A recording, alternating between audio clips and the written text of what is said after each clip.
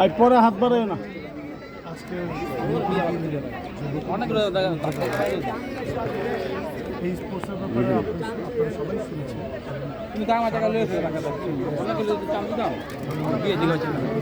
ভাই আপনি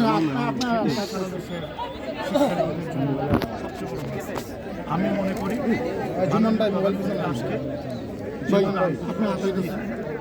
আবার নতুন করে আপনারা জানেন এই নতুন করে স্পোর্টস স্টার্ট করেছিল শহীদ প্রেসিডেন্ট জিয়াউর রহমান।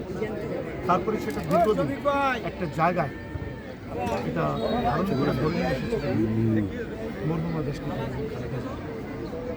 বিগত 17 বছর সম্পূর্ণভাবে এই ধরনের স্পোর্টস কার্যক্রম বন্ধ ছিল।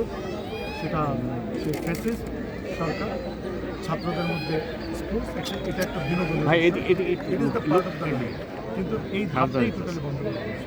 আজকে আপনারা দেখেছেন নতুন বাংলাদেশের প্রধানমন্ত্রী, বাংলাদেশের মানুষের হৃদয়ের নেতা আমাদের প্রধানমন্ত্রী মাননীয় প্রধানমন্ত্রী জননেতা তারেক রহমান।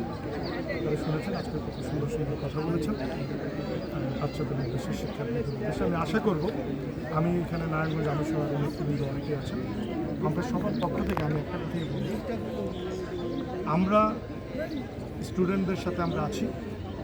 তাদের এই মাননীয় প্রধানমন্ত্রী যেহেতু নির্দেশনা দিয়েছেন, আমরা আমাদের প্রত্যেকের নিজের জায়গা থেকে সর্বোচ্চ যেটা ভূমিকা রাখা দরকার আমরা শিক্ষার্থীদের পাশে